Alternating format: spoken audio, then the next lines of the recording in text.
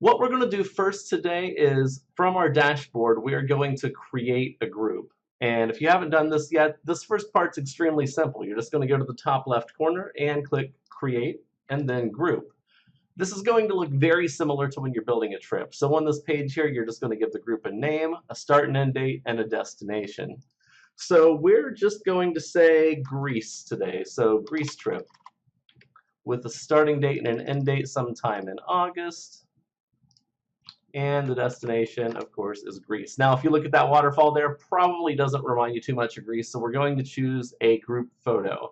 And automatically, anytime a new trip is created within this group, or if you build a group booking page for this group, the picture that you choose here is what will be at the top of the page.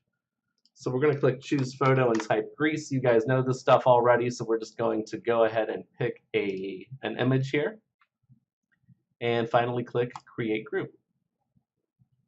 Okay, so now what we have is an empty group, and what you are going to see first are 5 tabs here that are, again, are very similar to trips. So messages, files, tasks, status, and notes. You're also going to see that this is on what's called the All Travelers tab. As new people get added to this trip, as individual trips get added to this group rather, you're going to see those names going across the top here, but the All Travelers tab will always be the first one, and that's where you do anything that you're going to do group-wide. The first thing that I want to do is create a trip just really super quick and easy for this group, and to do that, I'm just going to click the plus sign where it says Add Trip to Group right here. And from here, it works just like any other trip, except when you create it, it's automatically going to be in this group. So we're going to choose Amanda Lynn here and click Create Trip, and that's it. And what you'll see here as the page refreshes is beside the All Travelers tab, we now have a tab for Amanda Lynn. I'm going to do the same thing again here really quick, and I'm just going to use my own profile to create a second trip where I'm the primary traveler. So now we have 2 trips in the group. What I would like to do next is come back to the All Travelers tab and talk about what each one of these tabs is for. The Group Messages tab, as it says in the description here, is you have the ability to send a group message out to everyone in the group. You can do that by coming down to the box that says Announce Something to the entire group here. So when you type in your message, you'll be able to click either Send All or Send Individually. If you click Send Individually, what it's going to do is bring up a message with a send 1 of however many you're sending. So here it says send 1 of 2. And you'll see that this first one's going to Amanda Lynn. I can make any edits that I want to make to this email before clicking send, and it'll move on to the next email in the list. And again, I can make any edits that I want to. I can click send 2 of 2. If I want to skip somebody, I can do that. So I'm just going to click cancel for now. But there is another option here that I wanted to show you. When you type in your message, you can also click Send All. When you do that, this is going to be a lot quicker in almost every case. You're going to get a box that pops up with every primary traveler listed. And you can either checkmark or uncheckmark these folks, depending on whether or not you want them to receive the message. Once you have all the right folks checkmarked here, you can click Send Email. And that's it. They go out. Now, the difference between the send all here and the send individually is all of these messages are going to say the same thing instead of having that ability to edit each one before individually clicking send on it. That's the difference between those 2 features.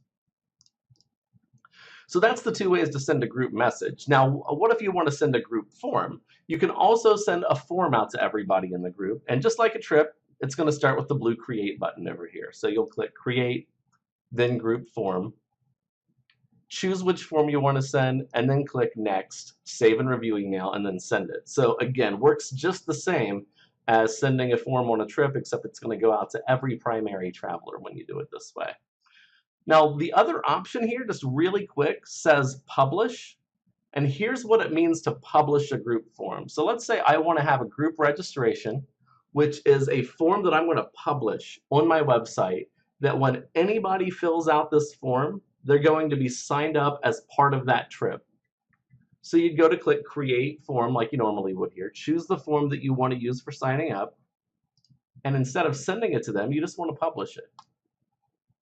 So what happens in that case is you're going to get this link that then you can post to Facebook, post it on your, your social media, send it to people via email, your website.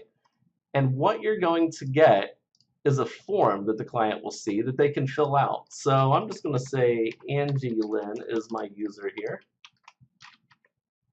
She wants a king-size bed. Now, this form, by the way, is just a form that I had created in the past. You can ask any questions you want on your own form. I'll show you how to build forms later. In any case, when Angie Lynn submits this form, we're going to head back to TravelJoy here and look at this group. When we refresh the page, we're going to see that Angie Lynn has now been added to the trip. So I've shown you how to add trips manually yourself, and I've shown you how to publish a form that will add travelers automatically when they submit the form. We're going to be showing you a third way that's even better here very soon, but for now we're going to go ahead and move on to group tasks. Group tasks is exactly what it sounds like. It's a task list that's just like tasks on a trip. They work exactly the same way. There's not really a whole lot extra to say right here, except to obviously give this a try. And this is where you're going to store something that applies to the entire group instead of just having to store it on one trip. Group status is going to show you two things. It's going to show you the status of any invoices that you've sent and any forms that you've sent. So for example, here we have the View Invoices tab lit up right now, and we haven't sent any yet, so we're not going to see anything at all.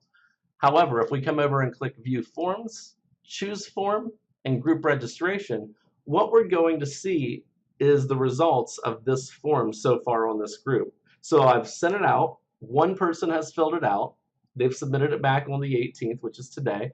I see all of their answers over here, and then the other two people have not submitted a group registration form yet because I've added them manually. So that's what the group status is for.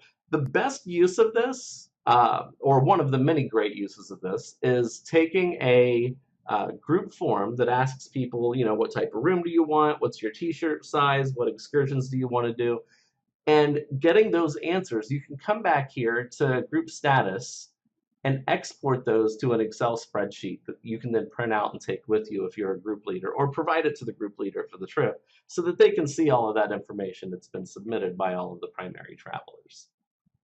The last thing that you see here is group notes. Again, just like trip notes, you can type in anything you want here and click save, and you will have automatically a time-stamped note that can be edited or deleted right there on the group notes page.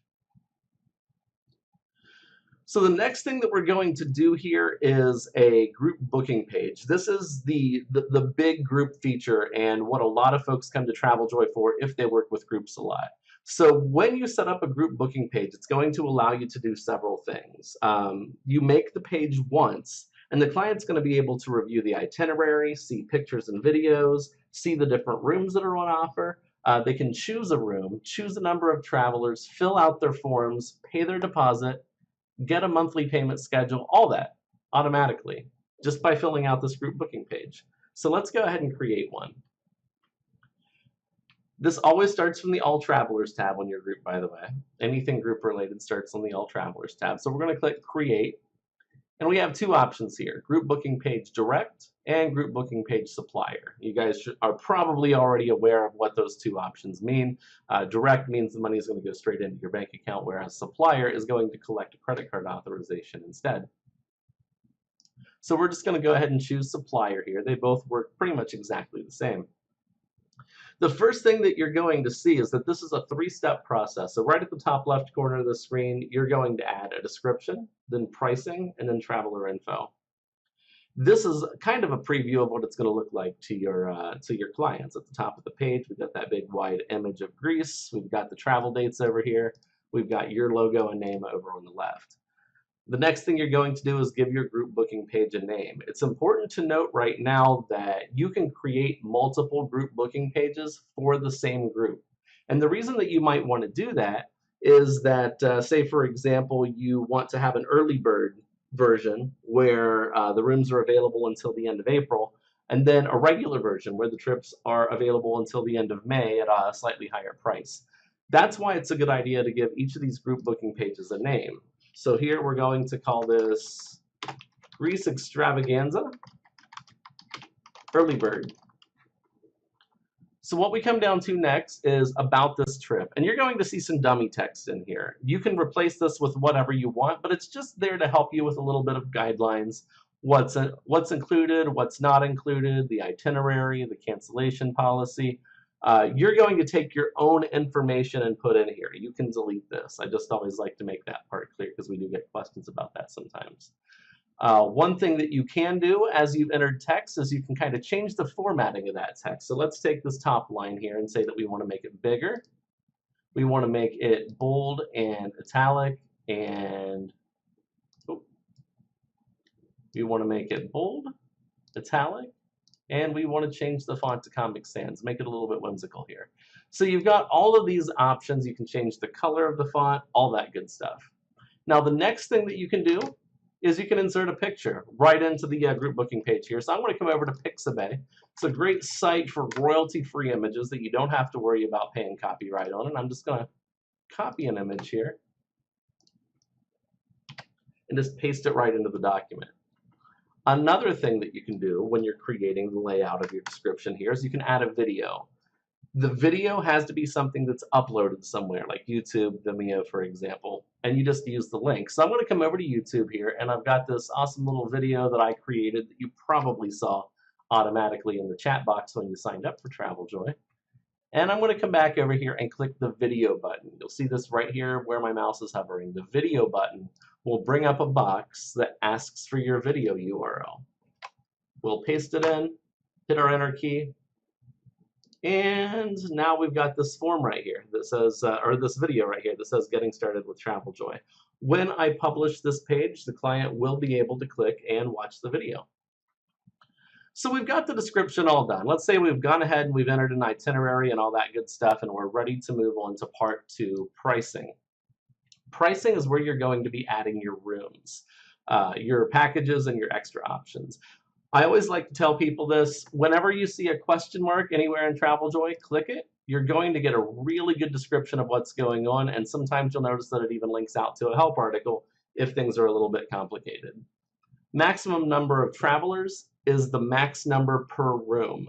So if you only are doing up to 2 people per room, then you'd want to click on this drop down and set the maximum number of travelers per room at 2. From there, you're going to want to click Add Package to add your first room here. And this works just like building an invoice. You're going to have to add a name, description, price per person, so on and so forth. But it's slightly different once we get down here to the bottom, which I'll explain in a moment. So let's just say we are going to go with King Room with Balcony as our first room type. We'll enter our description here. We're not going to go super clever and creative. We'll just write the word description a few times. And the next thing we're going to see is use dynamic pricing. By default, if I come down to price per person and just write $500 here, that means that if there's 2 people in the room, it's going to be $1,000. If there's 3 people in the room, it's going to be $1,500. If you think in terms of cruises, though, that's not really how things work. It might be $500 for a single occupancy, but then $750 for a double occupancy, which means that it's less per person. That's what dynamic pricing is all about right here. So if I say use dynamic pricing, you're going to see some extra boxes open up here for double, triple, and quad or higher. So if the room's $500 for 1 person, and yet it's say $800 for 2 people, you'd put 400 here. Now remember, earlier we said that this is only going to be a maximum of 2 people per room. However, I do want to point out a little quirk with that right now. Even though they will not be able to add 3 people to the room, you still need to put a price in the triple and the 4 or more area, because it does still read those, and I'll show you where later. Okay, moving down to the next thing, deposit per person. This is always per person. So let's just say we have a $50 deposit per person. The next thing, quantity limited. That basically just means you have only 10 king rooms with balconies to sell. You can check this box and type in the quantity available, which is 10. If you don't do this, they can book as many as they want. So, you know, you may go to bed one night with no bookings and wake up with 11 the next morning and you've only got 10 rooms. Not great. So you can set the quantity right here and that's handled automatically. Once the 10th room is sold, it will be labeled as sold out. Last two fields down here, available until. This is the last date that the client can book this room. So as we discussed earlier, this is the early bird. We only want to give it to them through the end of the month. And their final payment is going to be due August 31st of 2019. Now you can come over here and add commission data if you want to. This is no different than an invoice, so I'm not going to go into that part. But I'm going to click Save. And now what I could do is click Add Package again and build an entire new room from scratch. Or I can come over here and click the Duplicate button. If I click Duplicate, it's going to pull up an exact copy of the same room. And I can just change a few of the facts here really quick.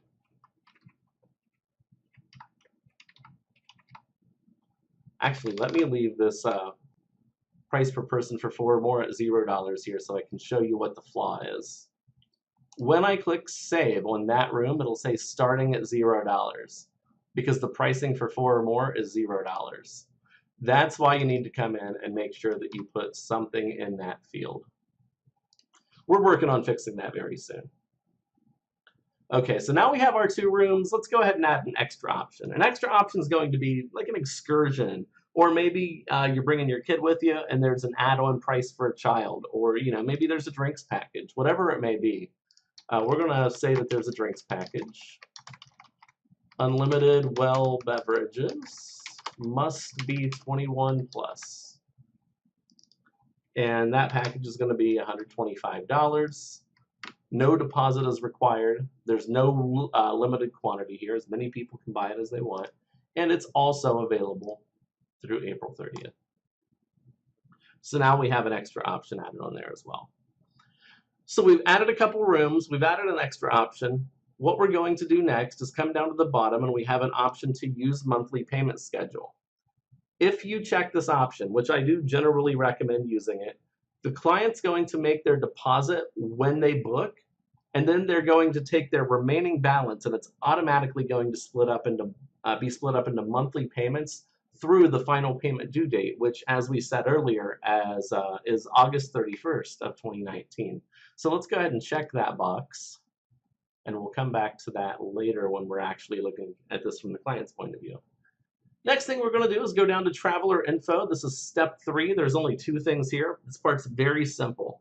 Generally speaking, you're probably going to create 2 forms from scratch to use for this part. This is basically what the client does last. They're going to be presented with a primary traveler form, no matter what, because that's the form that they fill out for themselves. That form can require a signature at the bottom because the client who's filling it out is filling it out for themselves. And if they've added another passenger or a group of passengers with them, they'll also have to fill out an additional traveler form, which is the information for the other people that will be joining them in that room. That one cannot require a signature, just to let you know, because you know, it's generally not the person filling out the form who's filling out their whose information is being filled out. So I have pre-created Caribbean Cruise 2019 primary traveler and additional traveler questionnaires here. And that means I'm done. So I'm just going to go ahead and click Publish here. When you click Publish, you're going to get a link to be able to go to this page. Here's the link. So I'm just going to highlight that and open it up. Now we're looking at things from the client's perspective. This is the booking page. It's live and active right now. We've got the picture at the top that we chose when we made the group. We've got this little picture here. We've got the video that I've embedded, which I can go ahead and click on here and it'll play automatically, which is nice. And then we scroll down a little bit and we have the packages and extra options so clients can see all of the pricing here. Let's just say they want a king room with the balcony. They click Book Now. They're going to come to this page where they have to choose how many travelers are going to be in the room. And as we selected earlier, the maximum is 2. So let's go ahead and click 2. And what you're going to see here, 0 travelers times $400 right now. If I click on 1, it'll do the adaptive dynamic pricing. If I click on 2, it will do the dynamic pricing for 2.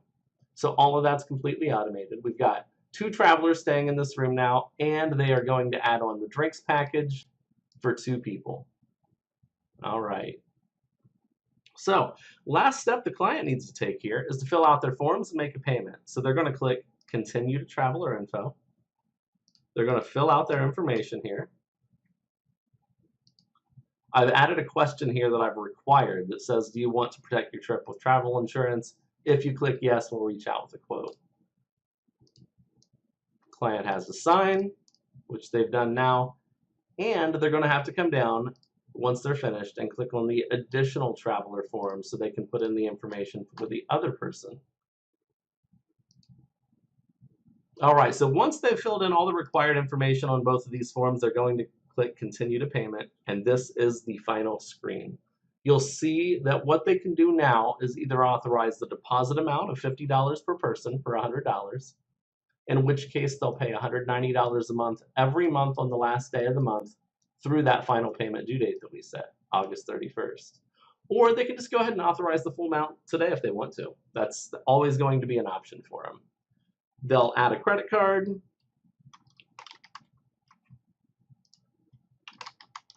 Oh, I see what's happening here.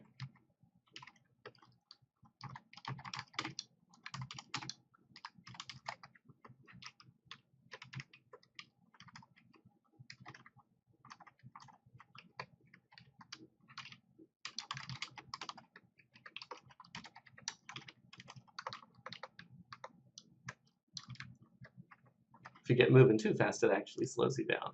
So I'm going to go ahead and click Save Credit Card, and I am going to sign.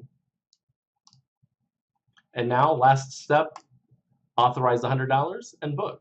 We are done. That's all there is to it. So what's going to happen now that the client has clicked Authorize and Book is you're going to get an email letting you know that they have joined and authorized the payment. They're going to get an email letting them know that they're part of the trip. And when you come back to refresh the page, you're going to see that Amanda Lynn, oh, actually I put it in my own name. You're going to see a new trip for me, Alan E. Pugh here. So now you know my middle initial. So now we have these 4 trips. If I head over to that one, what you're going to see is a credit card authorization because they filled that out. You're going to see the signed authorization and the invoice that's been created. You're going to see the primary and additional traveler questionnaire form that they filled out and submitted. So all of that information is going to be there now automatically on the trip. So you just save yourself and your client a lot of time. So that's everything to do with group booking, but I do want to head back to the All Travelers tab to show you one more thing. I mentioned earlier you can have multiple group booking pages. So you can have the early bird and the regular one. Now I want to show you one little quick trick to save some time. On the group files page, find your Grease Extravaganza Early Bird, click the 3 dots at the top right corner and click Duplicate. You're going to duplicate it to the same group, so choose the group here. It's still going to be supplier, so you can choose supplier or direct here as well when you're making a duplication. And click Continue. When you get to the next page, what you've got is a whole new group booking page right here in draft status that if we go in and we edit it, it's going to have all the same packages, all the same description, same pricing, everything. We can just give it a new name. New name goes here. Grease Extravaganza Standard Booking. So it's not the early bird anymore. We can come over to the pricing and we can just quickly change the pricing here to a new updated pricing, and we can change the available until date to be the end of May. So what we've just done is we've sort of updated everything on a new page that clients will be able to access after the early bird's gone. And from there, we can just click publish. It's that easy. We now have 2 group booking pages with 2 different links that we can share. If you ever need the link to a specific group booking page that you need to send to a client, click the 3 dots, click Get Booking Page Link, copy it and paste it. Okay, so we're through everything to do with groups. If you have any questions, let me know in the chat. I'll definitely be happy to help. For now, we're going to move on to templates. So templates are going to be building blocks that you use when you're building something that you want to reuse over and over again with your clients. So that could be an email that you send very regularly, or a task list that you want to use on multiple trips very regularly. So I'm going to walk you through what each of these templates means and how to use them. I'm not going to go in order, and there is a method to my madness, I assure you. The first one that we're going to look at here is confirmations. So confirmation templates are something that the client will see when they complete one of three specific tasks: when they submit a form, when they approve a proposal that you've sent them, or when they make a payment on an invoice that you've sent them. In any of those three cases, they're going to get presented with a thank you screen, a confirmation screen that you can edit. So this top one here is what the client sees when they submit a form. You'll see a heading, you'll see a message, and that's all reflected over here.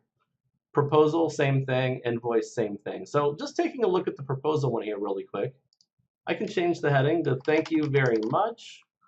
I can change the message here. As you see, I've already done this in the past. Please book an appointment with me at my Calendly link. When I click save, that's updated. So now the client's going to see this updated version that I've just saved, and they're going to know once they've approved a proposal that they should be booking an appointment with me. So these are all pretty straightforward. The next thing that we're going to talk about in the list is signatures. Signature is extremely simple. So when you go to signatures under templates, you can click the default signature here and just copy and paste in whatever you want to do. So if you already have a signature you've built in Outlook or somewhere else, copy and paste it right here. You're good to go. Once you've copied and pasted, of course, you're going to want to click save down here. Or, of course, you know, as we were doing earlier, you can put something cool on your clipboard, maybe find your logo or whatever works best for you. And come over here and just paste an image right in there. Click on it, then drag it up from the left, and you can make that image as small as you want to. All right, so I'm just going to go ahead and click save and keep that image in my signature for now. The next one that we're going to look at is invoices. An invoice template is an item that you can add to an invoice. So let's just say, for example, there is a tour. There is a tour in San Juan, Puerto Rico that I know the guy who does the tour, and I sell the tour a lot. It's the El Yunque Rainforest Tour. So because I add that to so many invoices, because it's such a popular seller, I want to just be able to click add El Yunque Rainforest Tour and not have to fill anything else out. So what I've done is I've come here to the Invoice Item Templates page. I've clicked Add a New Invoice Item, and it's brought me this window where I put in a template name, an item name, a description, a unit price, and then I put in some fields down here at the bottom, like the date of the tour, does the client require special assistance, any questions that I want to have listed on the invoice for the client to see. Because I've done this, and because I've come into the commission box here and chose a supplier for it, anytime I go to an invoice now and click that add button at the top left corner, that add item button, the El Yunque Rainforest Tour is going to be right there. I'll click it in the list, click save, boom, I'm done. So I saved myself a few steps on a tour that I sell a lot. The next one here that we're going to talk about is task list templates. So I mentioned this briefly yesterday. A task list template is something that you can build. It's a list of tasks that each have their own due date, that each have their own action, and once you build them, you can import them into a trip.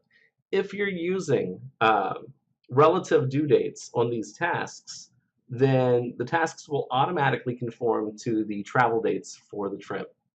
So let's take a look at my example here, what's called the Hype Messages task list. I created this as a concept that 30 days before a trip, I want to send the client a message saying, hey, 30 days to go, get these documents together, I hope you're excited. 14 days before, I want to send them another one. Hey, 2 weeks till your trip, here's a good packing list. 7 days till the trip, I want to send them a message that says, hey, you've only got a week to go, I hope you're still excited. Here's some tips, you know, on maybe how to enjoy the long flight that you're going to be on. So I've got all these messages to not only hype up the client and give them a good, you know, experience with my agency, but I'm also giving them some trusty and useful advice along the way. So I've created all these tasks here the way that I normally would on a trip. I've given them a name. I'm just going to delete one here and redo it to show you guys how I'm doing this. So I choose send welcome home email as the task that I want to create here. I click add. I click on the task. I set a relative due date of 1 day after the trip end date. And then I choose an action of send email. And then I choose an email of welcome home email. And then click save. So basically that's all it is. You just make that list of tasks with the actions and relative due dates attached, and then you click save down here. And from that point on, anytime that you want to head into a TravelJoy trip and add that task list to a trip, you can just come to this Orlando trip that I've created here. Go to tasks and click on import and choose it from the drop-down list. That's it. So what's going to happen now is all those different tasks are going to automatically be imported, and the dates will be set accordingly for all the due dates. So quick and easy example of how a task list template works. Now there's 3 types of templates that I have left to show you. I've intentionally saved these 3 types of templates for last because they all tie together very effectively here. Those are email templates, form templates, and terms and conditions templates. I'm going to start with emails. So there's multiple uses for an email template here, and one of the main ways that it can be used is right here on a trip. You can click to type your message, and you'll see there's a list of email templates down here. So I'm going to scroll down, and you'll see this list of email templates. Now, there's going to be a few things you don't see here, like invoice template, proposal template. If you come back over, you'll see those in the list over here. Invoice email, proposal email, but you won't see them in the list that we were just looking at. The reason for that is that the invoice email only gets used when you're sending an invoice. The proposal email only gets used when you're sending a proposal. So the only things that you're going to see in this list over here are the ones that aren't specialized to be sent only with an invoice, a proposal, or a form. This is where you're going to see the ones that are text only, and that's it. So one example that I've got here, by the way, is the packing list email, which I'm just going to go ahead and click on. And you'll see, with many years of Hawaii experience, I know just what you should bring along. Check out the attached list and start packing. And I can just click send. Here's how I did that. In the list here, I have the packing list email that I created. And all I did was give it a subject line, right here, a message, and a name. The name is only for me, so I know what email I'm sending. The client gets the email with this subject and this message, and that's it. You're good to go. You've just made yourself a reusable building block. Anytime you want to build a new email template, all you have to do is come up to the top right, click Add Template, and add that information. If you want to duplicate an existing template and make a small change to it, you can do that by clicking the 2 sheets over here. If you ever want to delete an email template that you've created, you can click the trash can here. So now you know how to make an email form. Let's go to terms and conditions. They're almost exactly the same. So I have right here a few terms and conditions that I've made that say, for example, emergency contact terms here. I've added text here that says your emergency contact info must be accurate and up to date. By signing, you agree with this. Kind of a weird thing to get a signature for, but work with me here. This one's just an example. All that I've done to do this is I've created, again, add template up here. I've pasted in my terms and conditions and saved them. That's it. So if you have a big, long terms and conditions list, come over here, add a template, give it a name, paste everything in, and save it. So now you've made an email template and a terms and conditions template. And in order to send a form to your client to collect a signature, you're going to need both of those components. Here's why. The very last type of template we're going to create today is a form template. And what I'm going to do here under templates and forms is I'm going to click Add Form. There's a few things that we need to do at the top of this new form that I'm building before anything else. So the first thing is give it a template name. This is the internal name that you see for the template. So I want to call this emergency contacts form. The next thing I'm going to have to choose is which email template is going to accompany this form when I send it to the client. By default, it's always going to be form email because that form email template just basically says, hey, please see the attached form, fill it out, and submit it. But in my case, I have created a special email template called emergency contact request, and I'm going to choose it from this list. Now, the next two aren't super important here, email button text and button text. We can come back to those later. The next couple of things that we want to look at, though, are close to the bottom, and that most important one is require client signature. Remember how we just chose an email template up here? When we click require client signature, we also have to choose a terms and conditions template. And as I showed you a moment ago, I've created a terms and conditions template called emergency contact terms. So now when I send this form, it's going to be accompanied by this email I made. And at the bottom, it's going to show these terms that I made and require a signature to agree with them. So far, we haven't even started building the actual form yet, but we've already decided what email goes with it and what it will have at the bottom and whether it will require a signature. So that's all the important settings outside of the form copy itself. Let's build the form itself now. What I'm going to start with here are these client fields at the bottom. They say client name, client address, and so on. These are client profile fields, and what that means is when you add these to a form and the client fills out that form, any answers they give are going to automatically sync up with the client profile in TravelJoy, so they'll be stored forever. For example, if I drag in the client name field here and just let it go, it adds 6 fields with blue boxes beside them, and when you hover over that blue box, it lets you know this will automatically be copied into the client's profile field when filled out.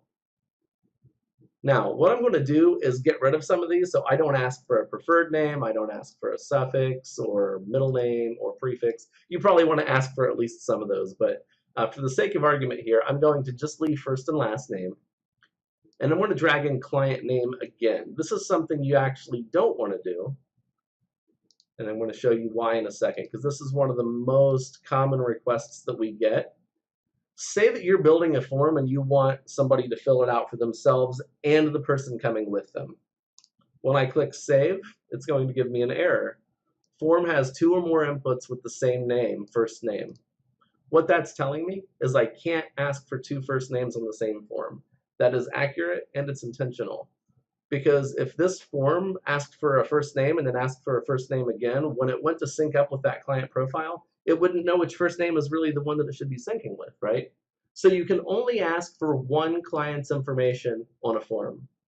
Now, the upside to that is when you send the client the form, they can click Add Traveler and fill it out multiple times, once for each traveler, and each of those forms will sync up with the appropriate traveler automatically. So it's actually saving you time to not have to make the form so long and convoluted for multiple travelers. It's making things easier for you and for your client in that case. So as we go down through here, client email, well, let go of it too high, client phone number. The very bottom one here, you may not have this on your profile. It's called client additional info. When I drag that in over here and let go, it asks for emergency contact name, phone number, known traveler number, loyalty program name and number, and all of those things are set to sync with the client profile. Where did those come from? We're going to take a quick detour here over to the Clients menu. So we'll click on Clients on the left-hand side of TravelJoy. And on this Clients page, at the top right corner, you're going to see 3 dots beside the words Add Client. Click the 3 dots and click Edit Client Profile Fields.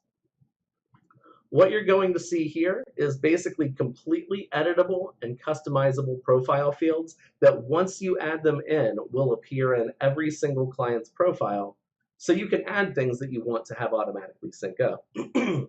So you can change, excuse me, you can change important dates to add, other dates in here. You can add different travel preferences or change those around.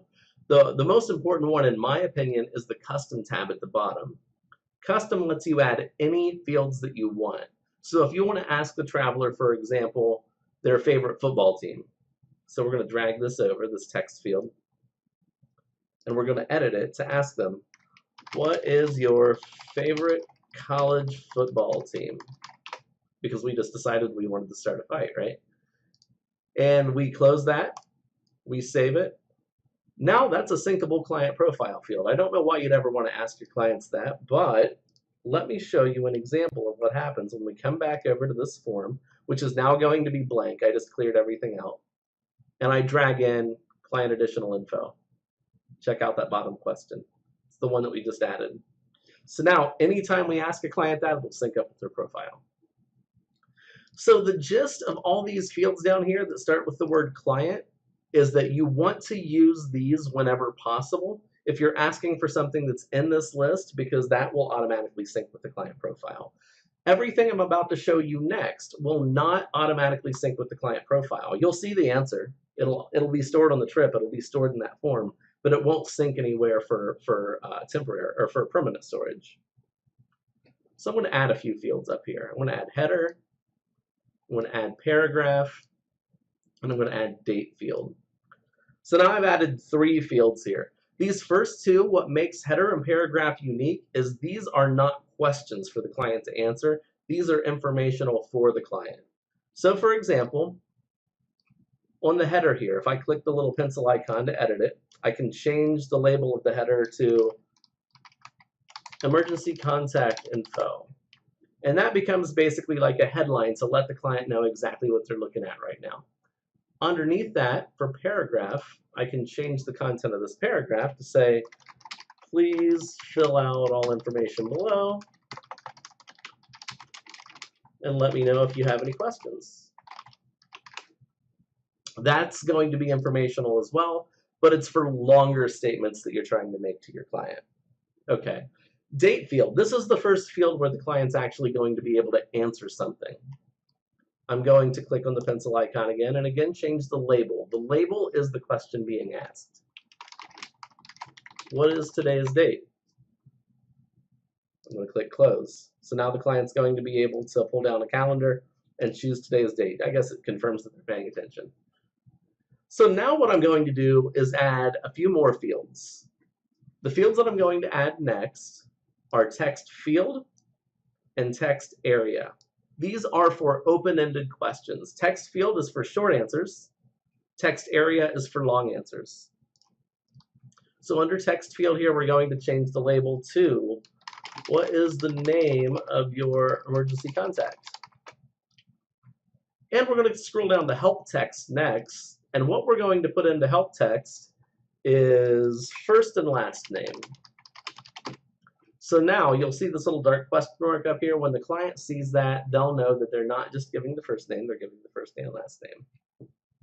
Okay, we'll close that. So that's for good short answers, like a name's going to be.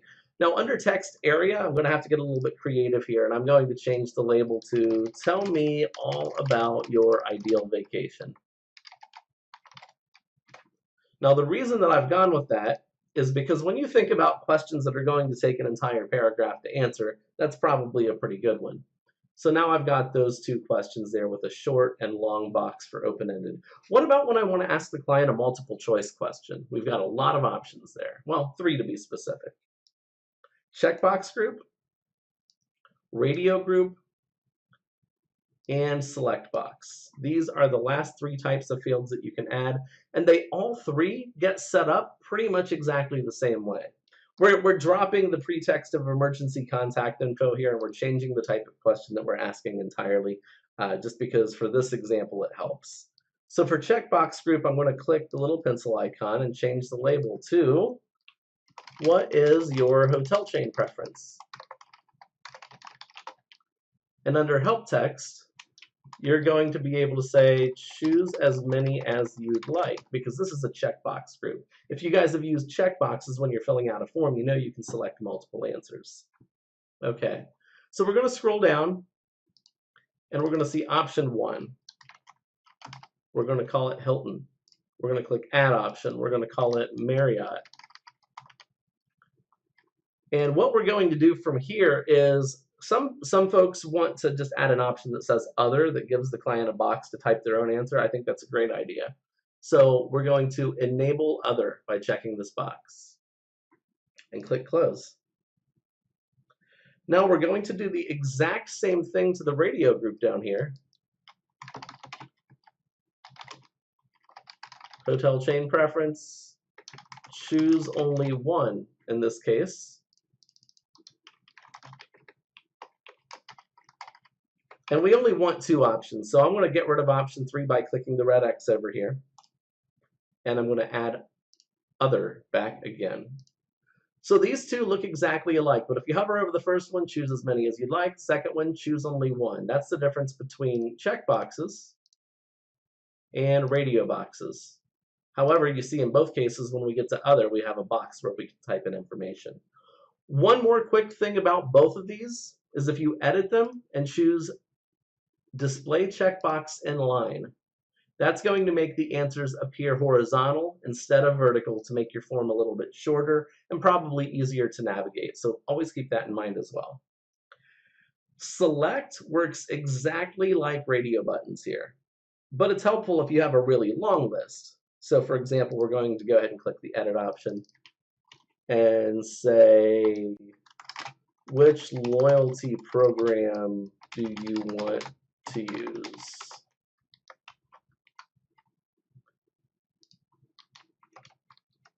There we go. And I'm going to scroll down here. I'm just going to have a whole bunch of different options. So I'm going to have Hilton Honors, Marriott Bonvoy, United Mileage Plus. I'm going to add a couple of options in here.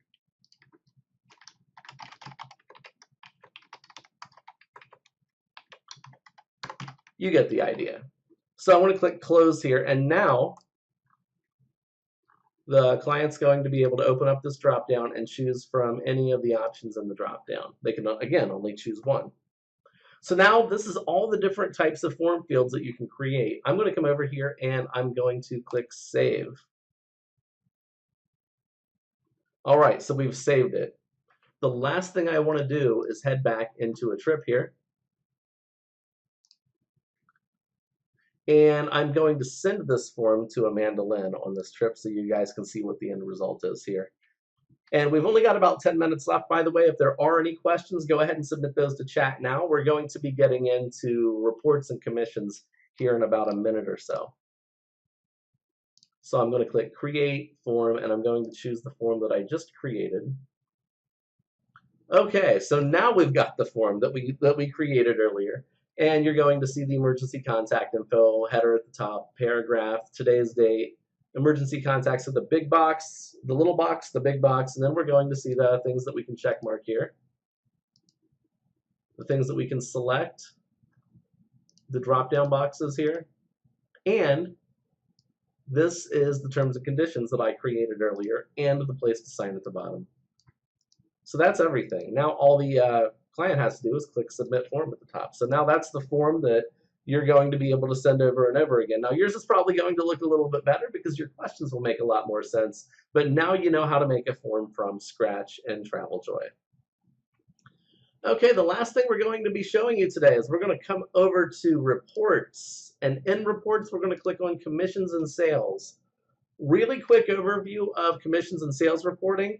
If you look at yours and it looks less complicated than this, that means you're not a team owner. What you're looking at right now is the team owner version, and I am going to make a quick manipulation of my URL here so it looks more like what you're probably seeing on your screen. This is just a single agent setup. You have the 4 answers at the top: total sales, expected commissions, collected commissions, and past due. By default, this summary shows you year to date. So it's not showing you future expected commissions. It's showing you ones that you've expected to collect year to date. Below that, you're going to see monthly reports for the last 12 months containing the same data. The real guts of reporting is in details and payments. Picture an invoice in your head. The top section is where you add items to an invoice. So you add the flight, the hotel, the car. The bottom section of the invoice is where you add the payment schedule. So deposit, first payment, second payment, final payment. That's what these two reports are. Details are the items at the top of the invoice, and payments are the payment schedule at the bottom of the invoice. So let's click on details. When we're looking at details here, we have the option to sort by booking date, trip start date, or the commission expected or collected date. So we're going to choose trip start date here. And anything with a trip start date between March 20th and April 18th is going to show up in this list. So as we see here, we have Amanda Lynn's Fort Lauderdale trip right at the top. We have two different components. So we have the deposit and the first payment that we've added. So the first two items we've added to the invoice here for $250 and $1,500. If we want to add the supplier, the booking date, how much we were expecting to collect in commission, we can do all that from right here on the report. So let's just say that this $1,500 charge here is for her flight. We're going to choose a supplier. We're going to choose Virgin Atlantic. Go ahead and click Update. We're going to say that the booking date was actually back on February 7th. Click Update. And it moves to the new spot in line automatically, by the way, because we're sorting by booking date right now. We're going to move over to Expected Agent Commission. And we were expecting to collect $50 here. And we're expecting to collect that on July, let's not go with the holiday because that seems unlikely, July 5th, and click Update. So now when we look at this trip, we see that on this invoice, we have an item from Virgin Atlantic that we booked on February 7th with an expected commission of $50. If we click that, we can see when we expect to collect it. Once we get that commission, we can go ahead and click on Collected Agent Commission here and say we've collected $50 and we just so happen to collect it today, and click Update. So this again is why the reporting is so powerful. It's because you can edit all these things right from the report. Now if you ever want to change the date range, you can do that right up here. You can even go all time if you want to see all the items you've ever sold. You can sort by trip name, confirmation number. You can sort by the supplier if that's how you want to look at things. And you can export to a spreadsheet or print if you choose to do so, so you can have hard copies of this information. All right, so payments, almost exactly the same thing here. With payments, we can look at unpaid, paid, or all. I'm going to change to all here. I want to see all payments that have a due date coming up in the next 2 weeks. So these are the 4 payments I have coming up in the next 2 weeks. One of them is authorized, and I have not paid the supplier yet. The client's made the authorization, but I haven't gone forward and paid the supplier. So I'm going to want to just go ahead and open that invoice in a new tab here, and pull up the payment data, go pay the supplier, mark it as paid. I can take care of all that right now. When I come back to reporting here, by the way, if I want to change anything, I don't have to go to the invoice.